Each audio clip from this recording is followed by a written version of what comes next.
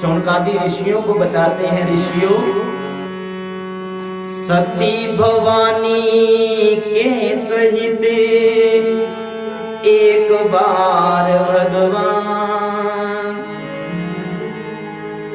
सती भवानी के सहित एक बार भगवान, त्रेता में कुछ दिन रहे वन कुंभज मेहमान, त्रेता में कुछ दिन रहे वन के कुंभज मेहमान।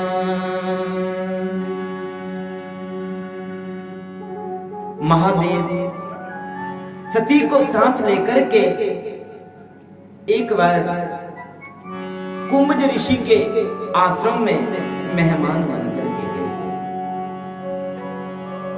क्यों गए, किस लिए गए? मानस में गोस्वामी जी ने इस बात को बड़ा सुंदर बताया। इन चौपाइयों के माध्यम से मानस में दर्शन करवाया गोस्वामी जी ने कि एक बार त्रेता जुग माही, एक बार त्रेता जुग माही, एक बार त्रेता जुग माही, एक बार त्रेता जुग माही। शंभु गए कुंभज ऋषि पाही, शंभु गए कुंभज ऋषि पाही, एक बार त्रेता जुग माही, एक बार त्रेता जुग माही।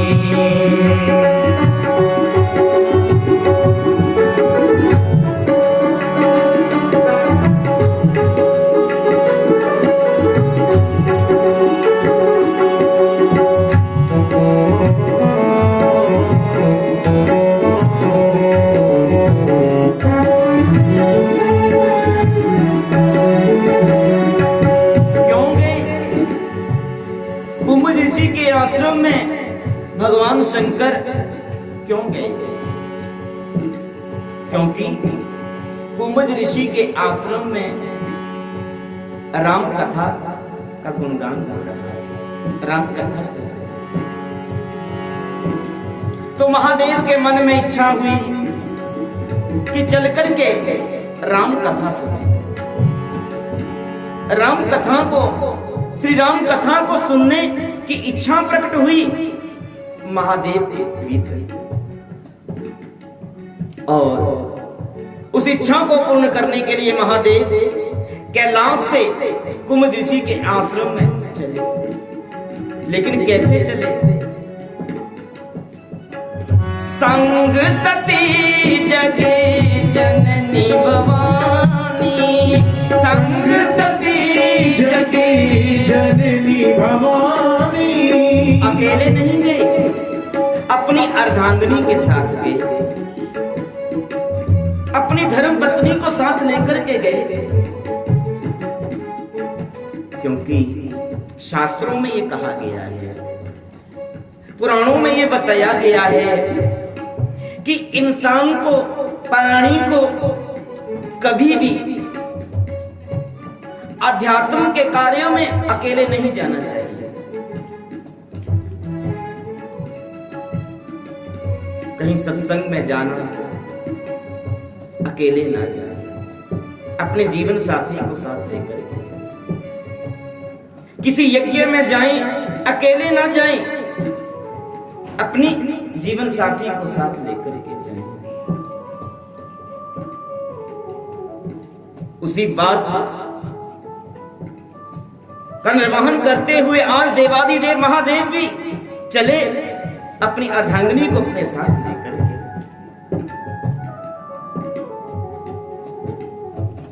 संग सती जगे जननी भवानी, संग सती जननी भवानी, संग सती जग जननी भवानी, संग सती जग जननी भवानी, पूजे ऋषि अखिलेश्वर जानी, एक बार त्रेता जुग माही, एक बारी त्रेता जुग माही। शंभु गए कुंभज ऋषि पाही, एक बार त्रेता जुग माही, एक बार त्रेता जुग माही। कुंभज ऋषि कौन है? कौन है कुंभज ऋषि? कुंभज ऋषि हैं अगस्त्य ऋषि। अगस्त्य ऋषि को ही कुंभज ऋषि कहा गया है। अगस्त्य ऋषि का एक नाम कुंभज है। क्यों कुंभज नाम पड़ा उनका? क्योंकि अगस्त्य ऋषि का प्रादुर्भाव जो है एक घड़े से हुआ है, एक कुंभ से प्रकट हुए हैं। उनका प्रादुर्भाव एक कुंभ से हुआ, इसलिए उनको कुंभज कहा जाता है। तो अगस्त्य ऋषि के यहाँ राम कथा का गुणगान हो रहा था। तो जैसे ही महादेव को मालूम चला, मन में इच्छा हुई चल करके राम कथा सुना। तो सती जी को साथ लेकर के चले। सती जी पूछने लगी, स्वामी हम कहां जा रहे हैं? तो बताया, देवी राम कथा सुनने के लिए जा रहे हैं। अगस्त्य ऋषि के यहाँ राम कथा का गुणगान हो रहा है, तो चलो वहां कथा सुनाते हैं। अब महादेव ने कहा, सती इनकार नहीं करता, साथ चलो। जब कुंभज ऋषि के आश्रम में पहुंचे, द्वार पर पहुंचे, तो उस वक्त अगस्त्य ऋषि स्वयं कथा का गुणगान कर रहे थे, राम कथा का गुणगान कर रहे थे अपने आश्रम में। और बहुत से भक्त कथा श्रवण करने के लिए आए हुए थे। तो जब सती और महादेव वहां पर पहुंचे, तो अगस्त्य ऋषि व्यास मंच पर आसीन थे, व्यास मंच पर बैठे हुए थे, कथा गुणगान कर रहे थे। द्वार पर आए महादेव को सती जी के साथ जब देखा, तो व्यास मंच से उठे, उनका अभिवादन किया, स्वागत किया, अभिनंदन किया। पूजा की थाली लेकर के द्वार पर गए। पूजे ऋषि अखिलेश्वर जानी। अगस्त्य ऋषि ने भगवान महादेव का पूजन किया। ईश्वर जान करके, मान करके। लेकिन सती जी ने जब अगस्त्य ऋषि का ये व्यवहार देखा, तो तरह तरह के विचार उसके मन में आने लगे। ये कैसे वक्ता जो श्रोता का इस तरह पूजन कर रहे हैं, पूजा कर रहे हैं, सम्मान कर रहे हैं, ये कैसे वक्ता है?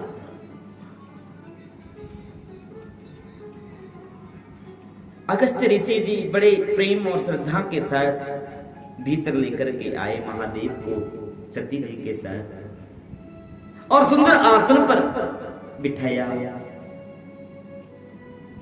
हाथ जोड़ करके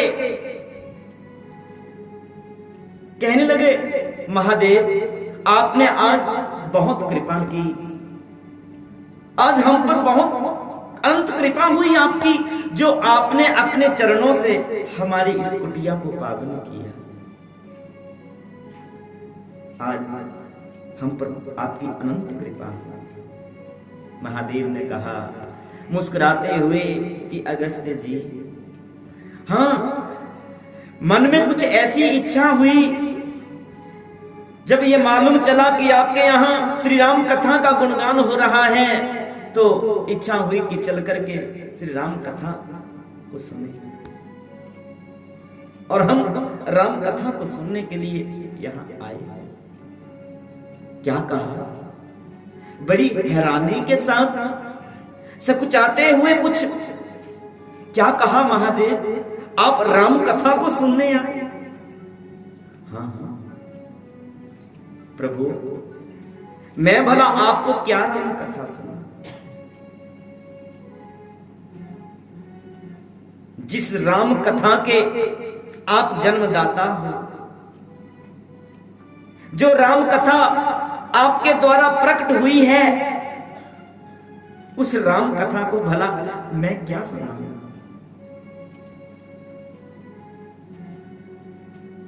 स्वाभाविक है कि जिस व्यक्ति ने, अगर किसी व्यक्ति ने मानो कोई रचना की हो और वो रचना बड़ी प्रसिद्धि प्राप्त हुई हो,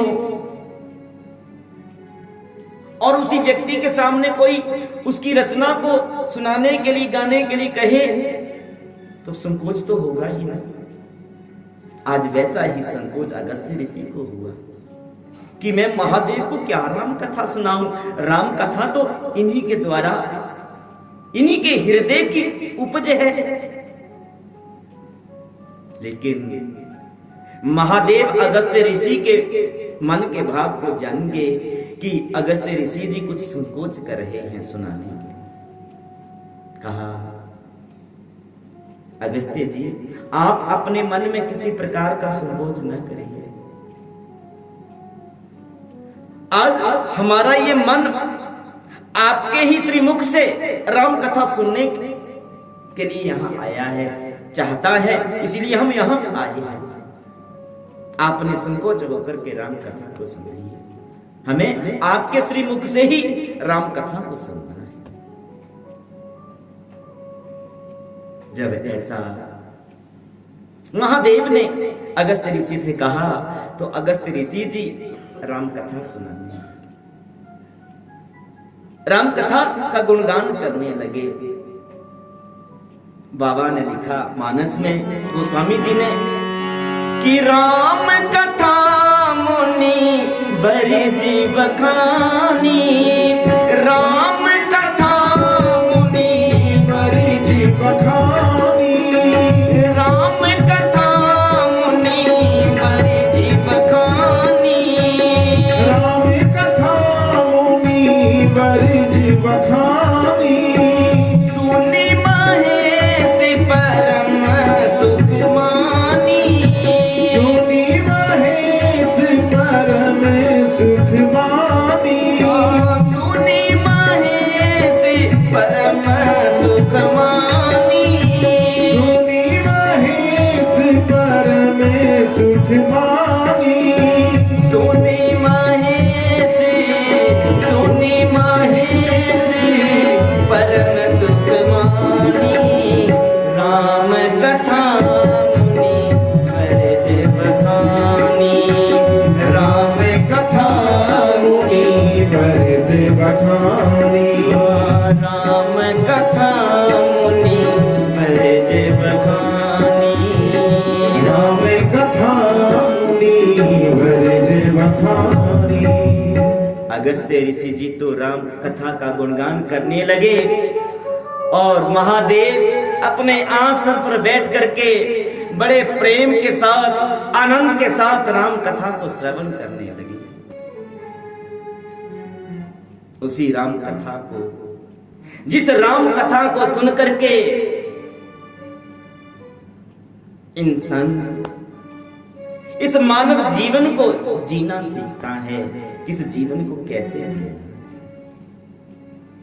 क्योंकि भगवान ने स्वयं एक मानव के रूप में आकर के इस जीवन को जीना सिखाया है श्री राम जी के रूप में। राम कथा हमें जीना सिखाती है, इस जीवन को कैसे जीना। भागवत कथा हमें मरना सिखाती है कि हमने मरना है, तो मरने से पहले क्या करना। और बंधुओं, हर मानव के लिए, हर प्राणी के लिए, हर गृहस्थ में ये दो कथाएं बहुत आवश्यक है सुनना। क्योंकि वर्तमान में हमारा समाज जो है वो दिशाहीन होता जा रहा है, भटकता जा रहा है। घर घर जरूरत है आज राम कथा को सुनने की। आइए उस राम कथा को मिलकर के प्रणाम करें। मानस की उन्हीं चौपाइयों का आश्रय लेते हुए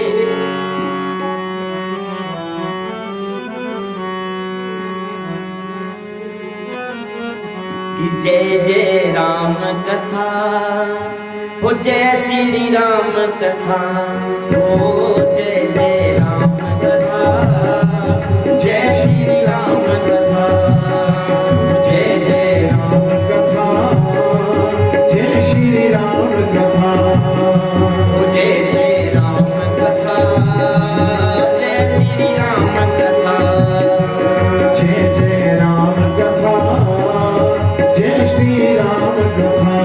जिसे श्रवण कर मिट जाती है, जिसे श्रवण कर मिट जाती है, जिसे श्रवण कर मिट जाती है, जिसे श्रवण कर मिट जाती है, सौ जन्म जन्म की व्यथा।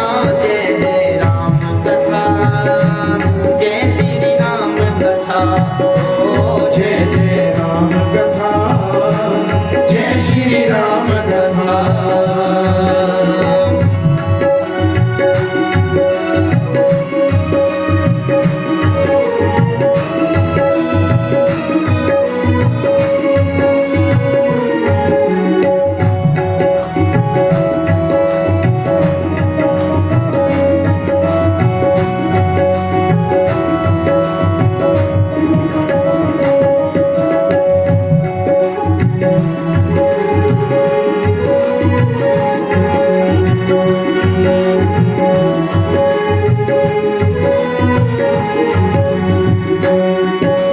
राम कथा कलिकाल अधारा, सुमिर सुमर नर उतरी पारा। सुमिर सुमिर नर उतरे पारा, सुमिर सुमिर नर उतरे पारा। राम कथा कलिकाल अधारा, सुमिर सुमर नर उतरी पारा। सुमिर सुमिर नर उतरे पारा, सुमिर सुमिर नर उतरे पारा। राम कथा सुंदर कर तारी, संसे विहग उड़ावन हारी। संशय विहग उड़ावन हारी, संशय विहग उड़ावन हारी। राम कथा सुंदर कर तारी, संसे विहग उड़ावन हारी। संशय विहग उड़ावन हारी, संशय विहग उड़ावन हारी। तेरा भी संशय भागेगा, तेरा भी संशय भागेगा, तेरा भी संशय भागेगा। तेरा भी संशय भागेगा। पार्वती कर जथा, जय जय राम कथा, जय श्री राम कथा, जय जय राम कथा, जय श्री राम कथा। जय जय राम कथा, जय श्री राम कथा, जय जय राम कथा, जय श्री राम कथा। जिसे श्रवण कर मिट जाती है, जिसे श्रवण कर मिट जाती है, जिसे श्रवण कर मिट जाती है, जिसे श्रवण कर मिट जाती सौ है। जन्म जन्म की व्यथा। जय जय राम कथा, जय श्री राम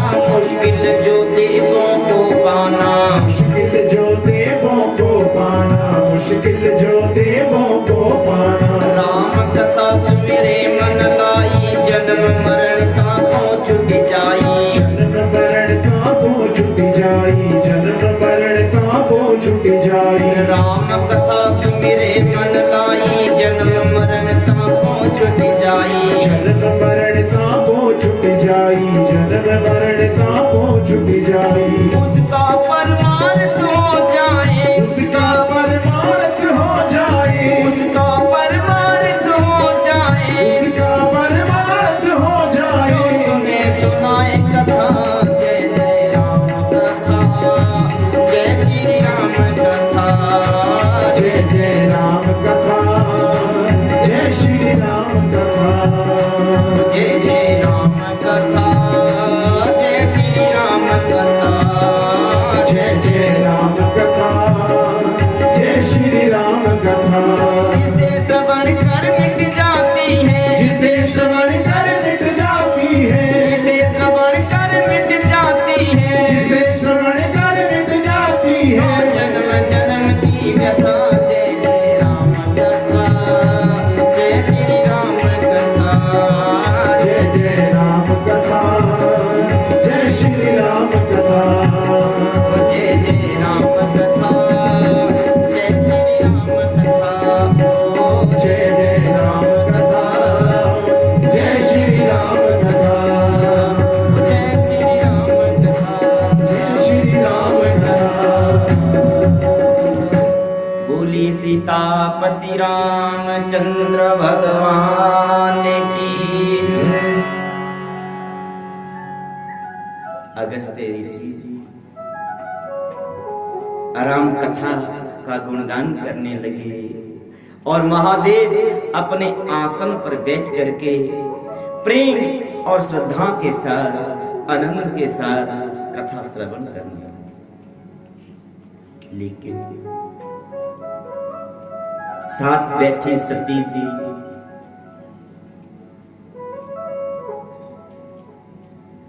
जी का मन कथा में ना, सती जी का मन कथा में ना। सती जी कथा सुनने के बजाय आते जाते लोगों को देखने में, उड़ते हुए पंछियों को देखने में, इधर उधर देखने में। क्यों? क्योंकि सती जी का मन कथा में ना, सती जी का मन कथा में ना। क्यों ना? सती जी का मन कथा में क्यों नहीं लगा?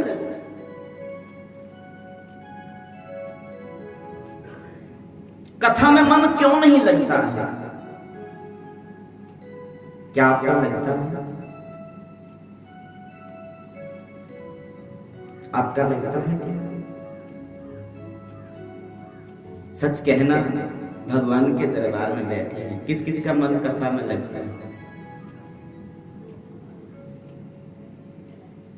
यहां जो कथा चल रही है, किस किस का मन कथा में लग रहा है?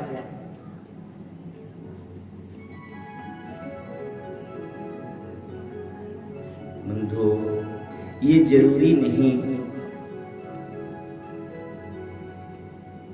कि जितने भी भक्त आकर के कथा पंडाल में बैठे उन सब का मन कथा में लगे। ये जरूरी नहीं। चलो, आप जिन चीज का लग रहा है उनके लिए भी व्यासपीठ से बहुत बहुत शुभकामनाएं और भगवान से प्रार्थना कि और लगता रहे।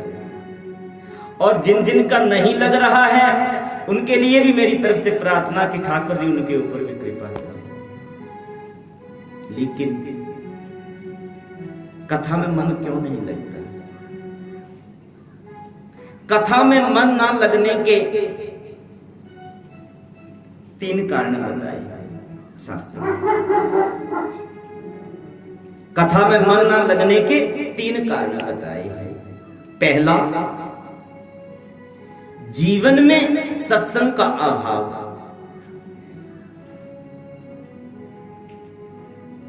जिसके जीवन में सत्संग का अभाव होगा उसका कथा में मन नहीं लगेगा, कथा में रुचि नहीं बनेगी। इसलिए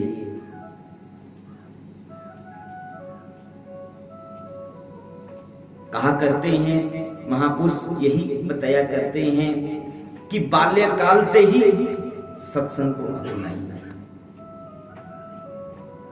और हम निवेदन करते हैं माताओं बहनों से, विशेषकर कथा में, कि वो कथा सुनने के लिए आए तो भले ही आपके पति आपके साथ आए या ना आए, लेकिन अपने बाल गोपाल को जरूर साथ लाया करें, जरूर साथ लाया करें, अपने बच्चों को जरूर साथ लाया करें, और साथ ला करके उन्हें अपने पास बिठाया करें। ये नहीं ला करके खुले छोड़ दिए, अगर खुले छोड़ेंगे तो वो तो फिर उत्पात मचाएंगे ही हैं। उन्हें साथ लाइए, अपने पास बिठाइए, भले ही वो कुछ ना समझ आए उन्हें, लेकिन वो देखेगा, बैठा बैठा देखेगा, देखेगा, सुनेगा, सुनेगा तो उसे धीरे धीरे समझ में आने लगेगा, सीखेगा।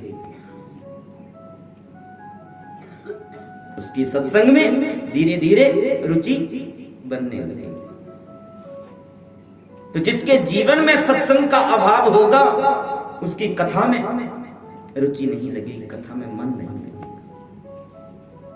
दूसरा कारण बताया है भौतिक पदार्थों का घमंड। भौतिक पदार्थों का घमंड, ये जो आधुनिक साधन भौतिक पदार्थ हमें प्राप्त हो रहे हैं, ये भी कथा में मन नहीं लगने देते, ये भी कथा में मन नहीं लगने देते, कथा में पहुंचने नहीं देते। क्या करना जी, कथा में जाकर के चलो घूम आते, बाइक उठाई, गाड़ी उठाई, बैठे और चल जाओ।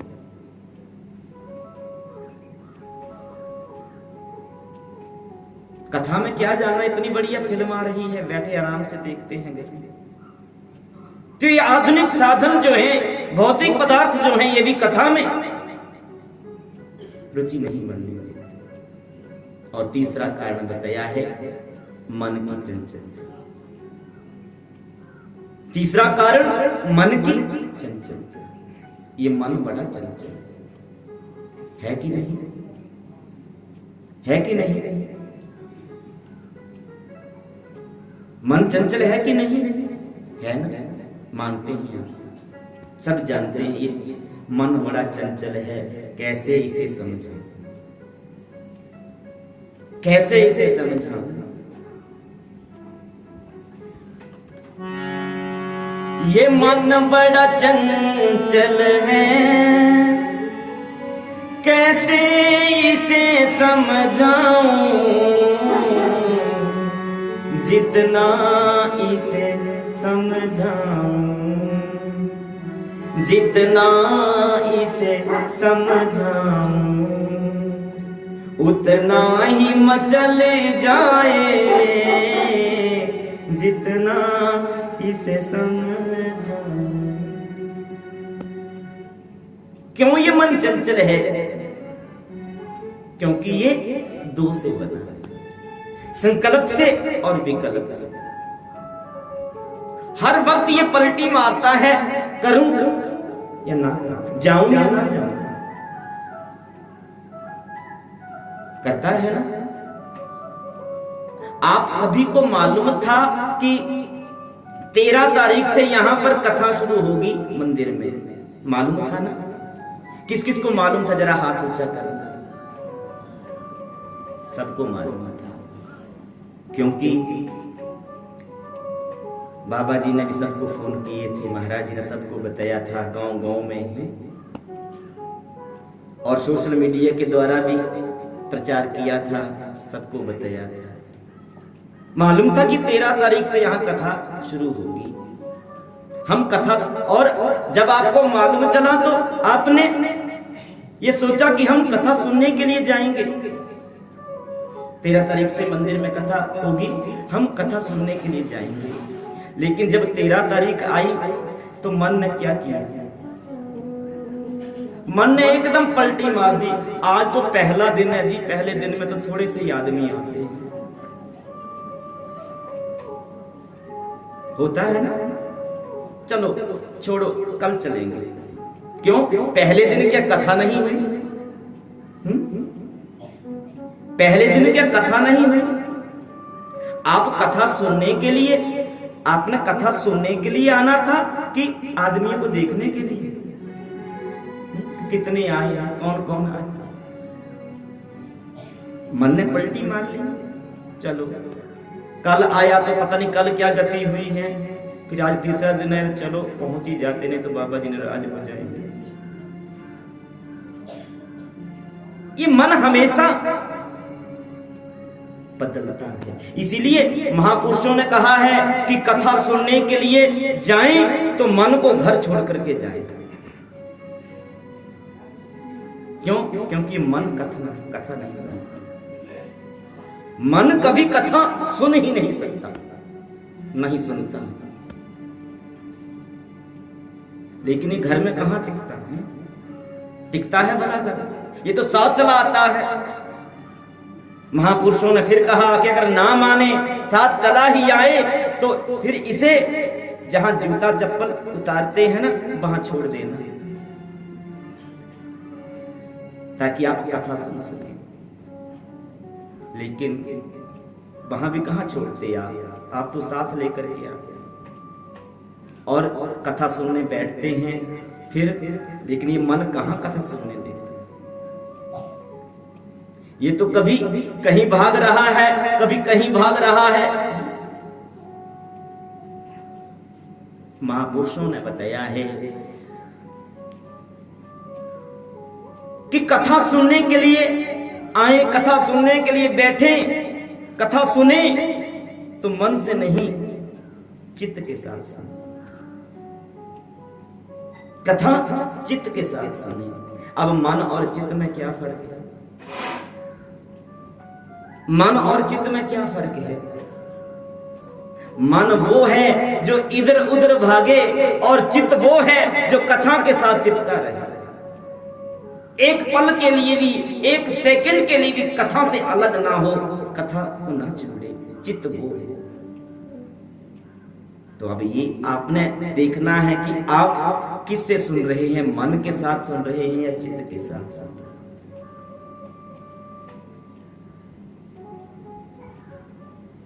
चित्त के साथ सुनेंगे तो क्या होगा?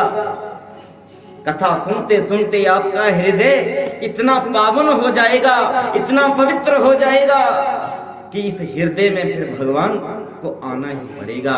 इस हृदय में आकर के भगवान कभी ना कभी विराजेंगे ही विराजेंगे।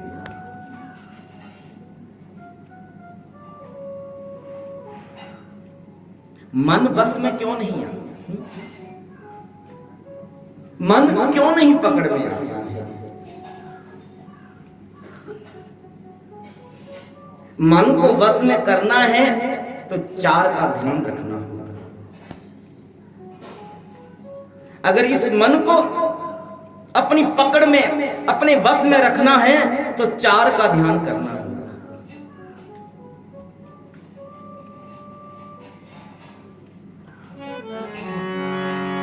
जितासनो जित श्वासो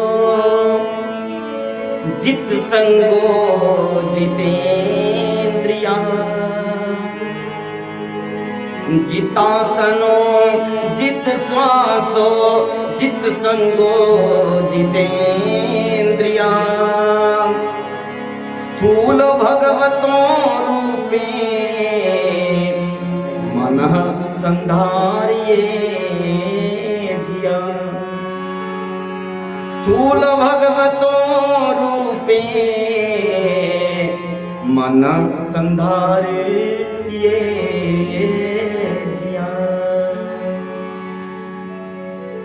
मन को वश में करने के लिए मन को अपने अधीन करने के लिए 4 का आपको ध्यान रखना होगा। पहला, अपने आसन को जीतना होगा। अपने आसन को जीतना होगा। आसन के ऊपर विजय प्राप्त करनी होगी। और आसन पर विजय कैसे प्राप्त होगी? आसन को आप कैसे जीतोगे? आसन की मर्यादा का पालन करते हैं। आसन की मर्यादा का पालन करते हुए आसन की शुद्धि का पालन करते हुए ध्यान रखते हैं। अगर आपने आसन को जीत लिया तो यह आपने पहला मन को वश करने का कारण जो है, पकड़ जो है वो बनेगा। 25% आपने मन के ऊपर काबू पा लिया अगर आपने अपने आसन को जीत लिया। आसन ऐसा होना चाहिए कि बस एक बार बैठ गए तो फिर कोई डामाडोल नहीं, कोई डामाडोल नहीं। आसन के ऊपर पकड़ बन रही है। इसीलिए महापुरुष कहते हैं आसन पर विजय पाने के लिए, आसन पर पकड़ बनाने के लिए कि आसन की शुद्धि का ध्यान रखें। आसन के ऊपर कोई भी खान पान ना करें। लेकिन आजकल इन बातों कौन मानता है, कौन ध्यान देता है?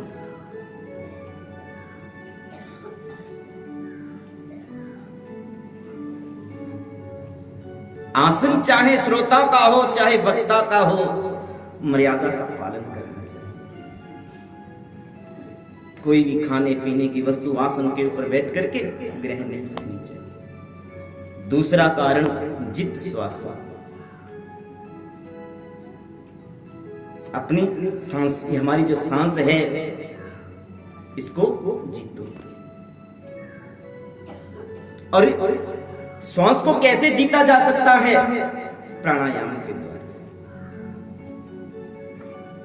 प्राणायाम के द्वारा, कुंभक रेचक प्राणायाम के द्वारा, अनुलोम विलोम बाबा जी कहते हैं ना, रामदेव जी, प्राणायाम के द्वारा अपनी श्वास को जीता जा सकता है। एक मनुष्य, मानव जो है वो 1 मिनट में कितनी सांसें लेता है?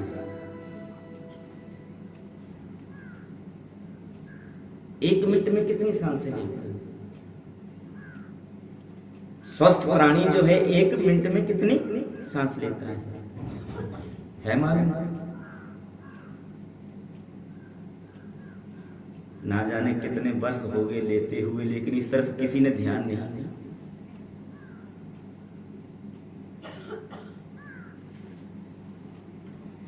मालूम होना चाहिए। एक स्वस्थ प्राणी जो है वो 1 मिनट में 15 से 18 के बीच में सांस लेता है। 15 से 18 के बीच में सांस लेता है एक स्वस्थ प्राणी। लेकिन इसको बढ़ाना चाहिए, सांस लंबी होनी चाहिए। देखिए सांसों का ही तो खेल है जीवन। ये जीवन सांसों का ही तो खेल है कि नहीं? विधाता ने जितनी लिखी है ना खाते में, उतनी ही ली जाएंगी, एक भी नहीं कोई देगा, ना उधार ना मोल। नहीं ले पाएंगे, ना मोल ले पाएंगे, ना कोई उधार हमें देगा। तो इन सांसों को जीतिए, बचाइए। 15-18 ले रहे हैं तो कम से कम 4-5 लीजिए 1 मिनट में। इतना अभ्यास बनाइए ताकि बचत हो और ये जीवन लंबा चले। क्योंकि मिलनी तो उतनी है जितनी खाते में होंगी। तो दूसरा कार जित श्वासो, तीसरा जित संगो, अपने संगति को, अपनी संगति अच्छी रखिए, अच्छा संग रखिए। व्यक्ति के भीतर गुण अवगुण जो हैं वो संग के द्वारा ही आते हैं, संगति के द्वारा ही आते हैं। चौथा, जितेंद्र, अपनी इंद्रियों के ऊपर बस रखिए, कंट्रोल रखिए, इंद्रियों को जीतो। क्योंकि ये इंद्रियां जो हैं ये भी बड़ी लापरवाही करती हैं, भागती हैं इधर उधर। तो इनके ऊपर भी अंकुश रखिए, कंट्रोल रखिए, जीतिए इन्हें भी। देखना इंद्रियों के ना घोड़े बगे, देखना इंद्रियों के ना घोड़े भगे, उनमें संयम के हरदम ही कोड़े लगे, उनमें संयम के हरदम ही कोड़े लगे।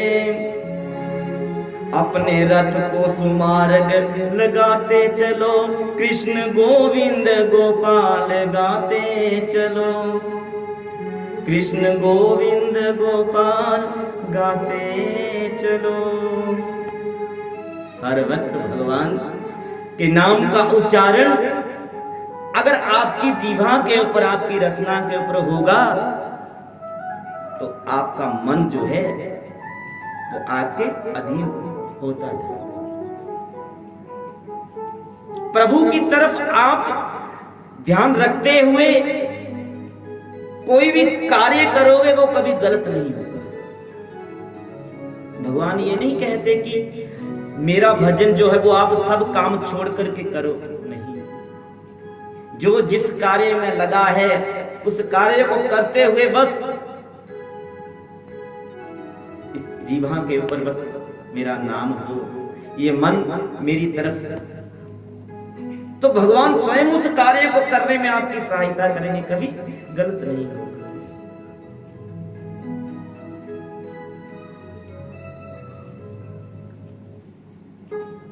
तो ये था मन जो कभी कथा को नहीं सुनता। सती के साथ भी यही। देखिए, जो कथा रसिक होते हैं ना, कथा प्रेमी होते हैं ना, उनका व्यक्तित्व जो है, उनका दर्जा जो है वो संत दृष्टि में हमेशा पल पल क्षण क्षण बढ़ता रहता है। जो भगवान की कथा के प्रेमी होते हैं, रसिक होते हैं, उनका दर्जा जो है, कद जो है, व्यक्तित्व जो है संत दृष्टि में हमेशा पल पल क्षण क्षण बढ़ता रहता है। और इस बात का प्रमाण मानस की यही 4 चौपाइयां आपके सामने बता रही है, जिनका भी हमने गुणगान किया। 3 चौपाइयों का और चौथी चौपाई आगे। ये 4 चौपाइयां, ये एक बार त्रेता जुग माही, शंभू गए कुंभज ऋषि पाही, संग सती जग जननी भवानी, पूजे ऋषि अखिलेश्वर जानी, राम कथा मुनि वर्ज बखानी, सुनी महेश परम सुख मानी, मुनि संग विदा मांगी त्रिपुरारी, चले भवन संग दक्ष। मानस की ये 4 चौपाइयां इस बात को बता रही हैं, दर्शा रही हैं, समर्थन कर रही हैं कि जो व्यक्ति कथा रसिक है, कथा प्रेमी है, उसका व्यक्तित्व जो है, कद जो है, वो संतों की दृष्टि में हमेशा बढ़ता रहता है, पल पल क्षण क्षण बढ़ता रहता है। कैसे? ये चौपाइयां बताएं। देखिए, आप महादेव को ही ले लीजिए। महादेव कथा सुनने के लिए, कथा प्रेमी है महादेव, कथा प्रेमी है, इसीलिए तो जब उन्हें मालूम चला तो मन में इच्छा हुई चलो कथा सुनने के लिए, और कैलाश से चल पड़े। कहां कैलाश और कहां कुंभज ऋषि का आश्रम। चले तो महादेव कथा प्रेमी हैं। गोस्वामी जी ने महादेव को देखो कितने छोटे से नाम से संबोधित किया है, शंभु, 2 अक्षर के लिए से शंभु, 2 ही अक्षर का नाम है। ऐसे भी तो कह सकते थे कि एक बार त्रेता जुग माही, देवादि देव महादेव गए कुंभज ऋषि पानी। ऐसे भी तो लिख सकते थे, लेकिन नहीं, बिल्कुल छोटे से दर्शाया। क्योंकि जो कथा प्रेमी होते हैं ना, वो अपने मान सम्मान की चाह नहीं रखते, अपने मान सम्मान की प्रतिष्ठा की चाह नहीं रखते, उनको कथा से मतलब होता है, उनको केवल कथा से मतलब होता है। तो महादेव को कितना छोटे से बताया। और सती जी को संग चले जग जननी भवानी। सती के भीतर राजसी भाव है, सती के भीतर राजसी भाव है। राजा की बेटी है, दक्ष की बेटी है, प्रजापति दक्ष की बेटी है। तो राजसी भाव के होने के कारण उसको इच्छा थी, उसका नाम खूब बढ़ चढ़ करके लिया गोस्वामी जी ने, संग सती जग जननी भवानी। अब राम कथा मुनिवर्ज बखानी, राम कथा मुनिवर्ज बखानी। सुनी महेश परम सुख मन।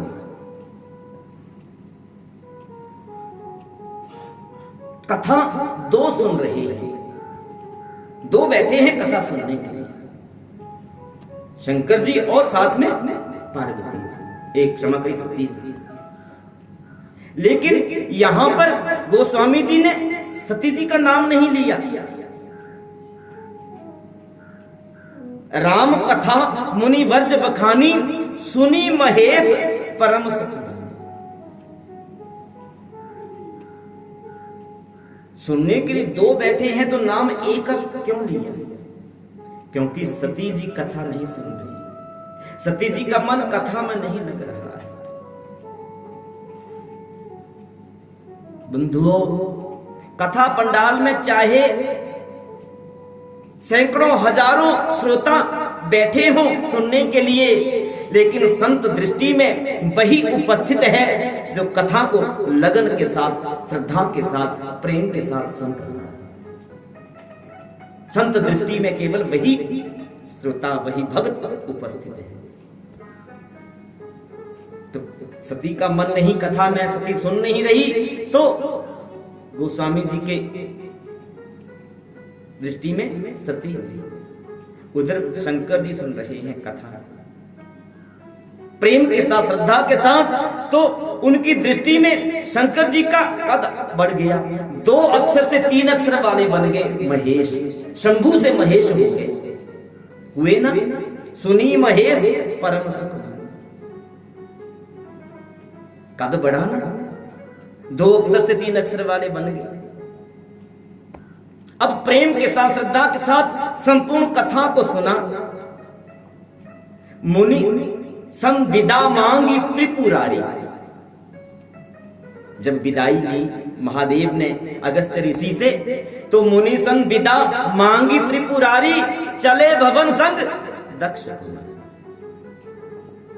अब कथा को सुना, 3 अक्षर से 4 अक्षर वाले हो गए, महेश से त्रिपुरारी हुए, शंभू से महेश बने, महेश से त्रिपुरारी, 4 अक्षर वाले हो गए ना त्रिपुरारी। और सती जी का नाम लेना भी पसंद नहीं किया गोस्वामी जी ने, तो बताया कि साथ में वो दक्ष की बेटी भी जा रही है।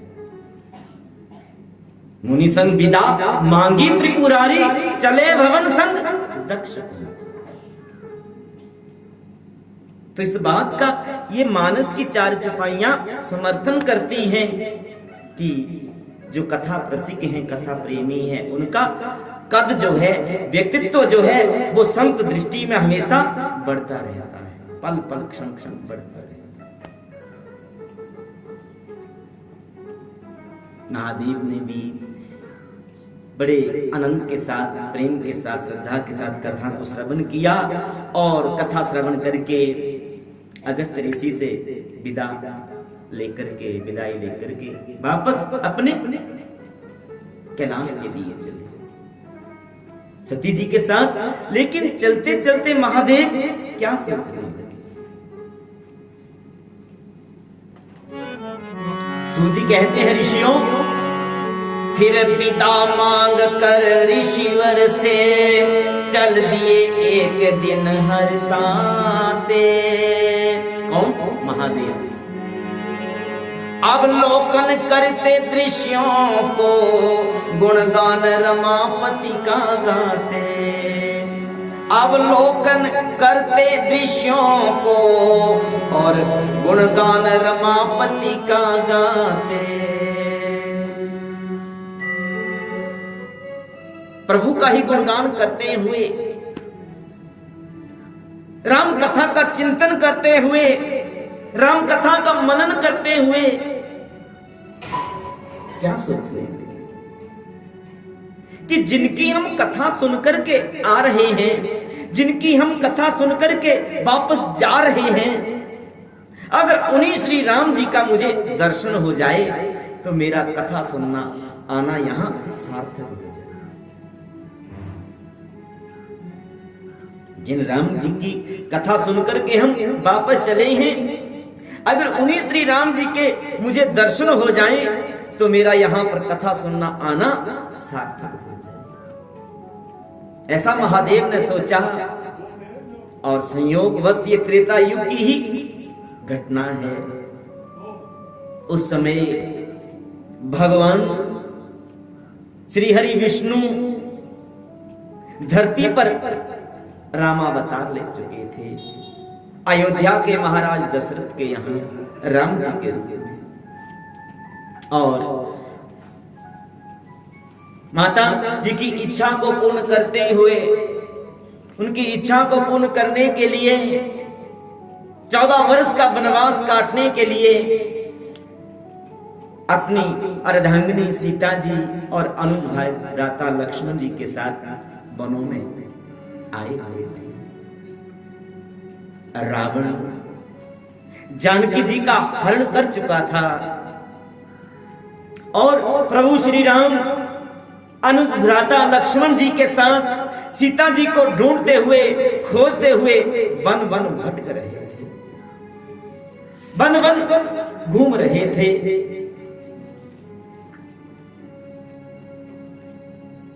लताओं पताओं से, वृक्षों से, पशु पक्षियों से पूछ रहे थे कि मेरी सीता को किसी ने देखा, किसी ने देखा। पहुंचे दंडक वन में जब सती सहित सुखधाम। पहुंचे दंडक वन में सती सहित सुखधाम। अनुज सहित देखे वहां दशरथ नंदन राम। अनुज सहित देखे वहां दशरथ नंदन राम। इधर से महादेव सती जी के साथ जा रहे थे और सामने से क्या देखा? श्री राम लक्ष्मण जी के साथ आ रहे हैं, सीता जी को ढूंढते हुए। आमने सामने जब भेंट हुई, दोनों हाथ जोड़ करके महादेव ने श्री राम जी को प्रणाम किया। लेकिन सती जी ने जब महादेव को प्रणाम करते हुए देखा, पूछने लगी, स्वामी आप किसे प्रणाम कर रहे हैं? महादेव ने बताया, देवी आपने इनको नहीं पहचाना, यही तो वो श्री राम हैं जिनकी कथा सुनने के लिए हम आए थे, जिनकी कथा सुनकर के हम जा रहे हैं, ये वही तो राम है, यही तो मेरे इष्ट श्री राम हैं। लेकिन आप तो कहते कि वो भगवान हैं। हाँ देवी, ये भगवान ही है, लेकिन भगवान इस स्वरूप में, इस भेष में। कहा देवी ये लीला कर रहे हैं। कैसी लीला? ये अपनी माता की इच्छा को पूर्ण करने के लिए 14 वर्ष वनवास के लिए आए हैं। इनकी पत्नी को, मेरी माता सीता को कोई चुरा करके ले गया है, हरण करके ले गया है। ये उन्हीं को तो ढूंढ रहे हैं। क्या कहा? इनकी पत्नी को कोई चुरा ले गया। लेकिन आप तो कहते हैं ये भगवान है। अगर ये भगवान है तो फिर तब तो ये जानते होंगे कि कौन इनकी पत्नी का हरण करके ले गया है, चुरा करके ले गया है। तो फिर इस प्रकार रोने की क्या आवश्यकता है? कहा देवी ये लीला कर रहे हैं, ये लीला कर रहे हैं। महादेव की बात सती को समझना, महादेव की बात को सती समझ ना पाए। हाँ स्वामी, मेरे समझ में आपकी कोई बात नहीं आ रही। आप क्या कह रहे हैं, क्या बोल रहे हैं? देवी मैं जो कह रहा हूं ना वो सत्य कह रहा है। यही मेरे आराध्य, मेरे इष्ट, मेरे भगवान श्री राम हैं, जो कि लीला करने के लिए इस धरातल पर, इस पृथ्वी पर आए थे। अगर आपको मेरी बात पर विश्वास नहीं हो रहा है ना, तो आप अपने मन को विश्वास दिलाने के लिए जो उचित लगे, उचित समझें, वो आप कर सकते हैं। लेकिन जो मैंने कहा, मैंने बताया, वही सत्य है। ऐसा महादेव ने सती जी से कहा कि आप अपने मन को विश्वास दिला सकती हैं, जैसा आप ठीक समझें। ये कहकर के महादेव इष्ट देव के ध्यान में बैठे उधर महेश, और वहां सती फिरने लगी धर सीता का भेष। जब महादेव ने सती को यह कहा कि आप अपने मन को विश्वास दिला सकती हैं, तो सती ने क्या किया? सीता जी का ही रूप धारण किया कि मैं अब उनके सामने जाऊंगी। अगर वो भगवान होंगे तब तो मुझे पहचान जाएंगे मैं कौन हूं, और अगर वो साधारण मानव हुए तो मुझे सीता समझ करके प्रसन्न हो जाएंगे, खुश हो जाएंगे। सीता जी का स्वरूप धारण करके सती जी उस तरफ चली जिस तरफ से राम और लक्ष्मण जी आ रहे थे। बोले सीतापति रामचंद्र भगवान की, श्री भागवत भगवान की। तो कथा को थोड़ा विश्राम दिया जा रहा है। विश्राम के उपरांत पुनः कथा में प्रवेश करेंगे कि किस प्रकार सती जी प्रभु श्री राम की परीक्षा लेती हैं।